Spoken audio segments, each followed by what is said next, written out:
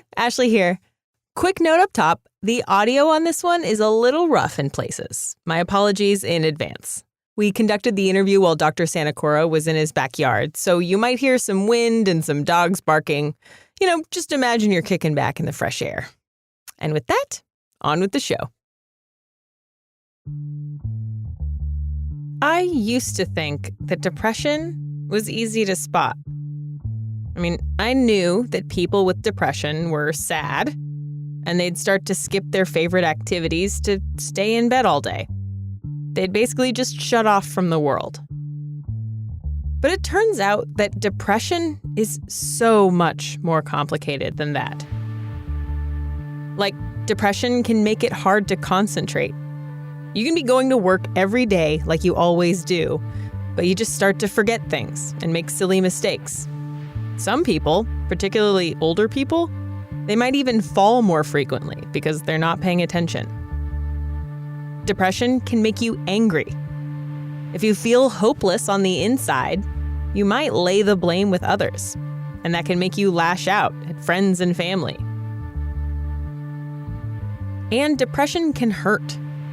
Studies have shown that people with depression have a decreased tolerance for pain. Your head, your joints, your whole body might just feel worse overall. And just like there are a lot of different symptoms of depression, there are also a lot of different causes. Causes that scientists haven't fully untangled. In fact, depression is still a pretty big mystery. We can't fully explain why it happens, what's going on in the brain when it does happen, or how exactly therapies and medications help. But one thing we do know is that they do help. And that our treatments for depression are getting better all the time. Despite the fact that those treatments can come from some pretty strange places. Today, we're going to talk about what we do and don't know about depression, why not knowing is actually okay, and why hallucinogens are making their way into the clinic. I'm Ashley Hamer, and this is Taboo Science, the podcast that answers the questions you're not allowed to ask.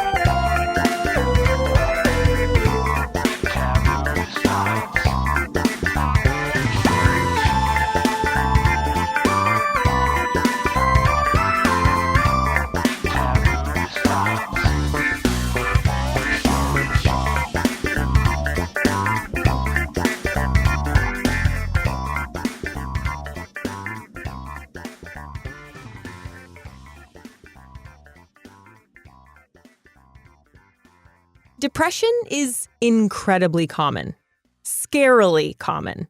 Like, more than 260 million people worldwide are affected by depression.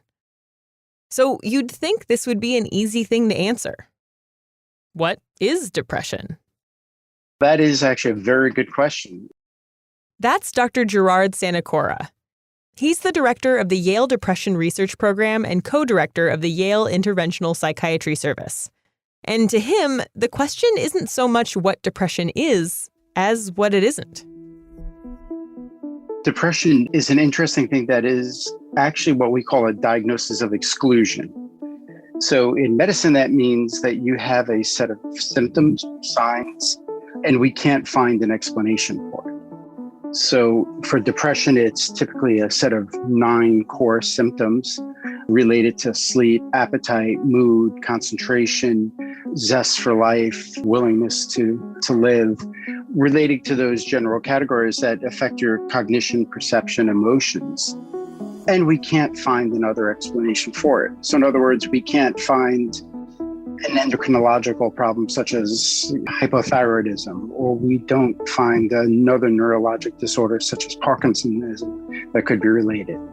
According to the latest edition of the Diagnostic and Statistical Manual of Mental Disorders, or the DSM-5, these are the things the symptoms can't be caused by in order for it to be categorized as depression. They can't be caused by a medication or drug abuse. They can't be caused by another medical condition. And they can't be linked with manic episodes or better explained by other psychotic disorders like schizophrenia. Up until 2013, they also couldn't be explained by bereavement after the loss of a loved one. But the DSM-5 removed that as an exclusion. That's because grief doesn't exactly protect you from depression, and it can sometimes lead to it. Do we know what does cause it then? I think the big question is it an it? Which you said, what causes it? It's probably many different pathophysiological pathways to get to what we call depression. And there's probably many different pathophysiologies, actually physical changes in brain structure, function, that we call depression. So it's very unlikely that it's a single illness or a single disease. It's a disorder that probably is what we call heterogeneous, meaning there's many different ways you can get that diagnosis. Yeah, that strikes me as strange because you did just say that if it's something that we know isn't endocrine and it isn't these other things, but it sounds like it could be a lot of different things. Exactly. So we can tell you, that's what a diagnosis of exclusion is. We can tell you what it isn't, but we can't tell you what it is. There are a few risk factors we know can lead to depression, though. Stress at home or at work, a traumatic event, isolation, and other stressors can all have an effect. Chronic pain and other ongoing medical symptoms can lead to depression. And then, of course, there are the biological factors. Your brain chemistry, your genetics, and even your personality can all influence your risk of depression. So, if depression can be caused by lots of different things, both in your life and in your brain, how do we fix it? For the past 5 or 6 decades, the primary types of treatment has been either talk therapy or antidepressant therapies. For the most part, there are neuromodulatory therapies and other types of therapy that's used there too. But those are the predominant, especially as a first step in the treatment of depression. Right. And there are a lot of different types of antidepressants, I understand. So yes and no. There are a lot of different antidepressant, or we're talking about oral antidepressant medications. So there are a lot of individual different ones. There are well over 24 approved antidepressants, but they do generally tend to fall in one of a few small categories. The monoaminergic medicines are the ones that go back the furthest of the ones that we currently use, the monoamine oxidase inhibiting drugs or the tricyclic antidepressant drugs. Those really target primarily norepinephrine, serotonin. That was a lot of big words, so let's back up. Monoaminergic medicines target monoamines, which is just an umbrella term for dopamine, serotonin, and norepinephrine. Those are the brain chemicals that are thought to be involved in depression, specifically when you've got low levels of them. It's the job of these chemicals to help brain cells communicate with one another, and when there isn't enough of them, those signals can't get through. So then monoamine oxidase inhibitor drugs block an enzyme called monoamine oxidase, which is responsible for coming in and cleaning up any leftover monoamines once they've done their job. By blocking the enzyme, the drug is believed to keep levels of those feel-good chemicals high. Tricyclic antidepressants do something similar, just in a different way.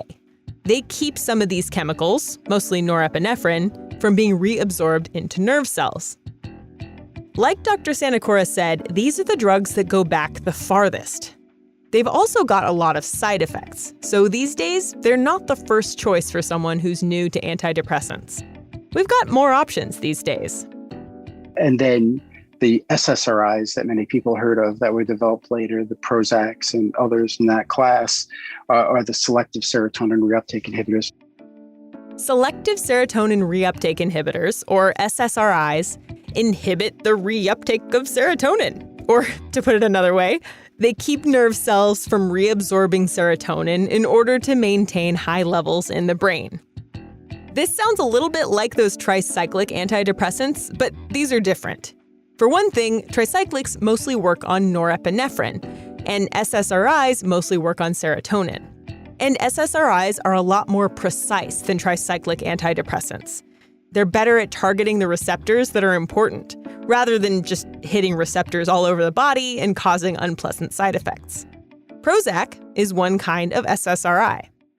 So most of those drugs, and even many of the versions that have followed after that, really are drugs that either target norepinephrine or serotonin. And that is the large majority of the medications out there. There are a few other smaller classes that are beginning to develop that actually are targeting different neurotransmitter systems and different mechanisms of action. So, do these drugs work?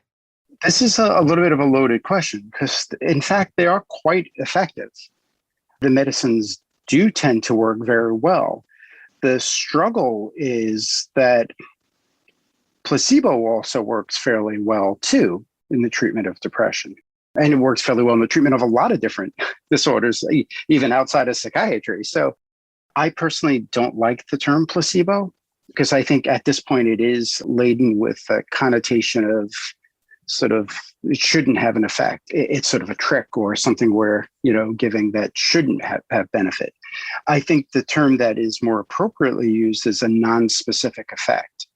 So we know that, for example, a diet, if you start somebody on a diet, besides the diet, they start to pay a lot more attention to what they're eating. They start to increase exercise. They start to do a lot of other things that is an addition. It's non-specific to the type of diet that you give. And it's very much like that with medications or any treatment. Once you start to get involved in the treatment, it's not just the pill you're taking. And even the pill itself has years of conditioning. So we learn that if we take a pill, our headache goes away. So the next time we have a headache, even just the simple act of taking anything, we're conditioned to have that belief that our headache is going to go away. So you become conditioned to certain things are going to work. So that's part of a placebo response. But there are many other parts of that placebo response that have big effects, like you start to pay more attention to your emotions. You start to think about things differently. And you start to see a therapist or a doctor, so somebody else that is now you can share your concerns and thoughts with. So it's a lot more involved in taking a medicine or any form of medical treatment than the simple specific effect of the drug or the surgery or whatever you're getting. So it's all those non-specific effects, and they are incredibly powerful. The medicines work quite well if you would just look at people that took medicine and people that didn't take medicine. But it's called a wait list type approach, where you look at people that started on treatment, people that don't. Where it becomes more difficult to reliably show a difference is when you have a treatment used against a placebo. Because the nonspecific effects are so large, you need large sample sizes to really show how much benefit the drug has over the nonspecific effects. The danger is I really do try to make clear is that you don't get the non-specific effects unless you take the drug in many cases, or unless you take the treatment, whether it's a drug, whether it's a talk therapy, whether it's whatever. You can't really extract one from the other so clearly. And that's where things get very complicated. Got it. So when someone just sees the headline that antidepressants work about the same as placebo, there's a lot more going on there. It's much more complicated than you just think like, oh, that just means it doesn't work. Like, that's not what it means. Exactly. And that's where there's a miscommunication or it could be misleading. And it's very important. And I don't think too many people spend nearly as much time as I do and others looking at this issue. So if you just hear that, I think it's a natural response to say, oh, well, if it doesn't work much better than placebo, then it doesn't work very well. But that's not really what it means. But it does seem like with some drugs, I don't know, for heart conditions, it's like you give the drug and most people have about the same reaction. Maybe I'm oversimplifying, but I think you're oversimplifying much more than you think you are. Really? Well, yeah. I mean, I guess that's like the perception, right? Yeah. And I think that's a misperception there are relatively high placebo response rates for antihypertensives. There are relatively high sham response rates to surgeries like orthopedic surgeries. The nonspecific effects go well beyond what we typically think of in depression. Even things like Parkinson's disease, which you wouldn't imagine would have big nonspecific effects, is notorious for very large placebo effects.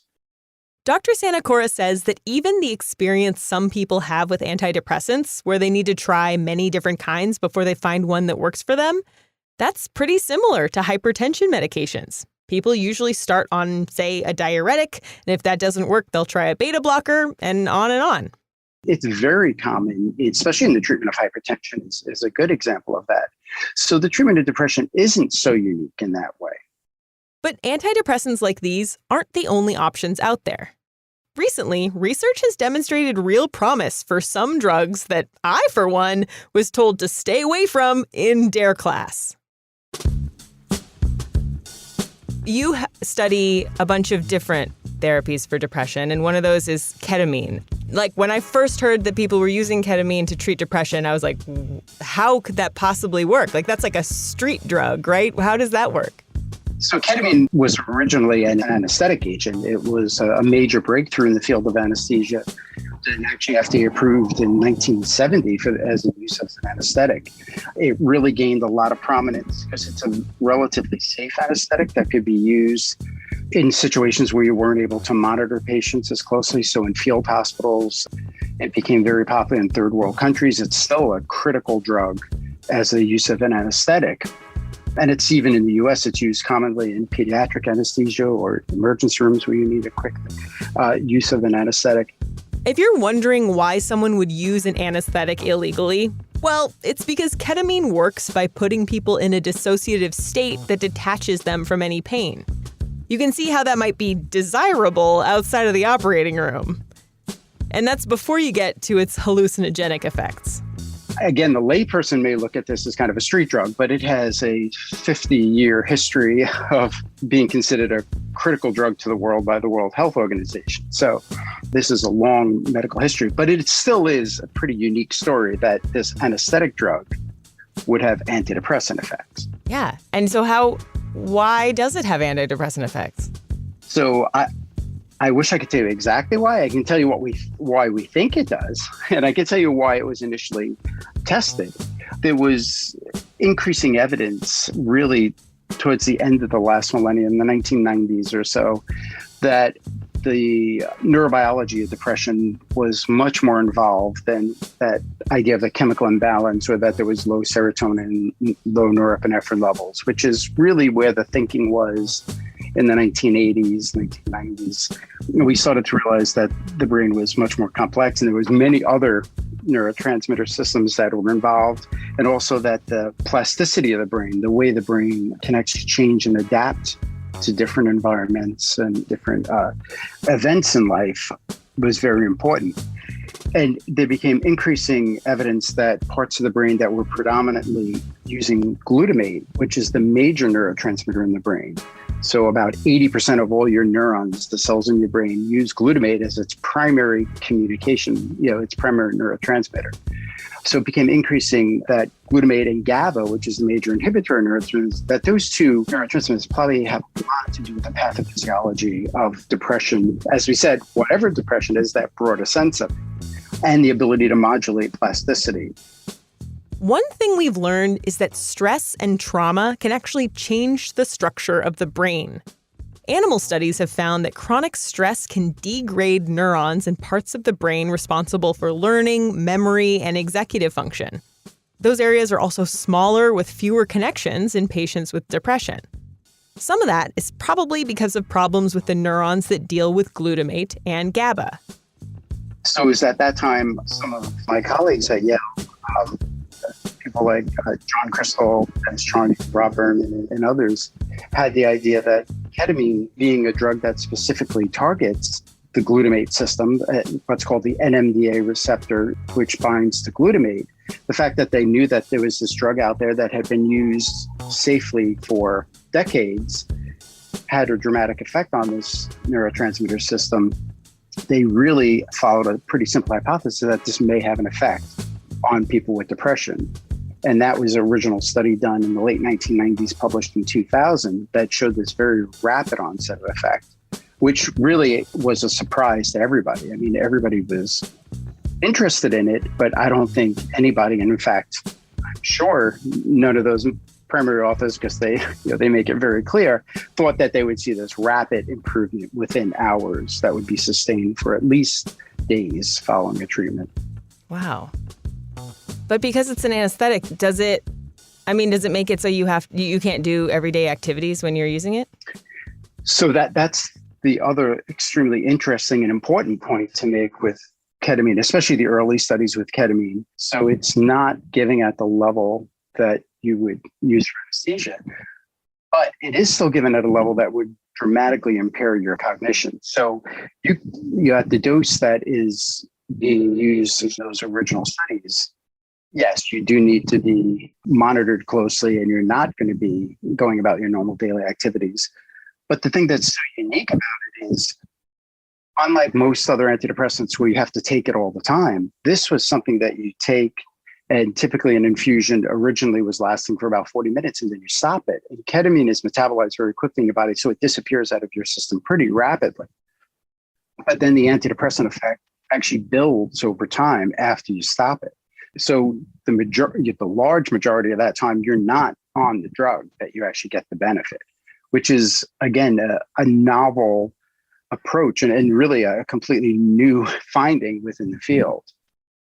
So is this becoming more widespread, or are more people using this in just like therapy settings? So it is grown dramatically. And in 2019, the FDA has approved a version of ketamine, which is actually S-ketamine, which is really just half of the natural substance that occurs in what we call racemic ketamine. It's just half of what we would normally find in regular ketamine. It was approved for the treatment of patients with treatment-resistant depression. And then more recently, in 2020, was actually approved for patients with depression who also have suicidal ideations. Even though it wasn't FDA approved until 2019, clinics had been using ketamine to treat depression since 2012. And that wasn't illegal. Instead, it was just yet another benefit of a drug that had been used for something else for decades. See, these clinics just used ketamine off-label, the way doctors commonly prescribe an anti-seizure medication for bipolar disorder, or how some musicians I know get beta blockers, a type of blood pressure medication, for stage fright. It's a thing. Using drugs off-label is legal. It just carries some extra risks, since the FDA hasn't determined that the drug is safe and effective for that off-label use. But that was then. So it is now an FDA-approved indicated medicine for depression. But it's not a medicine for everybody, definitely.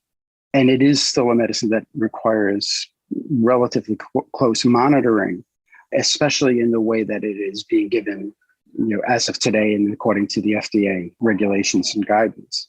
We talked a lot about ketamine as a game changer, which I really think it was, because we were locked into about 50 years of thinking very specifically about how to treat depression, and either with talk therapies or with oral antidepressant medications that primarily targeted serotonin and norepinephrine.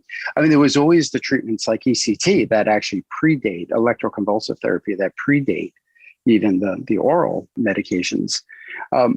But since that time of ketamine, there's really been an explosion of alternative treatments besides the regular oral antidepressants and talk therapies.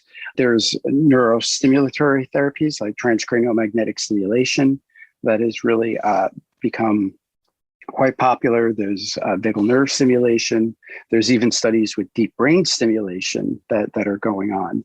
But then in terms of other pharmacologic treatments, there are several new lines of interest. But the one that I think recently has gained a lot of attention and is extremely interesting to many people is the idea of using drugs such as psilocybin, drugs that fall into this general psychedelic category of drugs. Yep. Ketamine isn't the only dark horse in this race. There's also psilocybin, the active ingredient in what some call magic mushrooms. Yeah, how does psilocybin help with depression? Do we know that? So first of all, I don't think we can say we know that it does help with depression yet. We're still doing those studies. So there are early reports that look very promising. But I always do emphasize these are early reports. And we really still have to demonstrate that this is an effective treatment in depression. And that really is the first step. And that, I think many of us are working very hard to determine what the actual efficacy and obviously the safety of this treatment would be for depression. In terms of if it does work, how it works, there are many different hypotheses. I think sort of the mainstream line of thinking about it is that it may work very similar to ketamine. So we think what ketamine would do, and quite possibly these psychedelic medications, I mentioned before this idea of neuroplasticity, actually altering the way the brain cells communicate with each other, and actually even structurally altering the way the brain cells communicate with each other and how they adapt to novel environments and novel events. And it looks like just as ketamine can have these rapid effects on the neurons' ability to communicate with each other, it looks like some of these psychedelic type medicines like psilocybin may have very similar effects. Now, obviously, these are still hypotheses that need to be tested.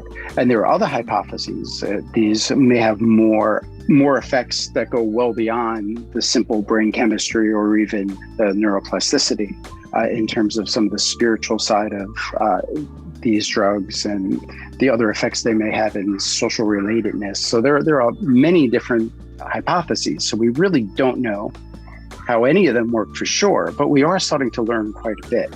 Yeah, one thing I've heard is that an idea might be that it gives you more of a sense of oneness with the world and takes you out of your own, like focusing in on your own self. And because depression there's a lot of like looking inward, that it helps that way.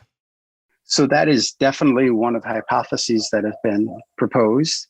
And there's a fair amount of research looking into that. I don't think any of these mechanisms are necessarily exclusive. I think the likelihood is that there's some component of all of these in generating the benefits that are seen. But I do say, the first part is we have to demonstrate to a high degree of certainty that these are effective and safe treatments. We're still at that stage. So here's what I didn't realize about depression. Just because we don't fully understand how it works in the brain doesn't mean we can't find better ways to give people relief. You don't have to know how something works to know that it does work. Millions of people suffer from depression, and researchers like Dr. Sanacora are constantly making progress toward more effective treatments. And maybe someday we'll know how they work so well.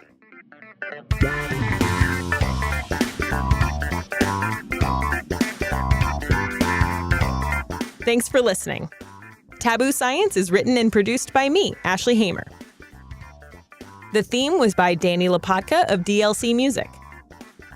Thank you to Gerard Sanacora for taking the time to talk with me and making me realize that I knew nothing about depression. I learned so much. If you want a little Easter egg featuring a video that I wrote a while ago about how diet might be a little known influence on depression, no pseudoscience here, promise, sign up for the newsletter. It's at tabooscience.show/newsletter. If you liked the show, please spread the word and tell a friend. There's actually a lot of chatter out in the podcast world about making a show, quote, recommendable. So if you think this one is recommendable, it'd be great if you could, recommend it. Thanks in advance. Well, that's all. The next episode will be in 2 weeks. Catch you then.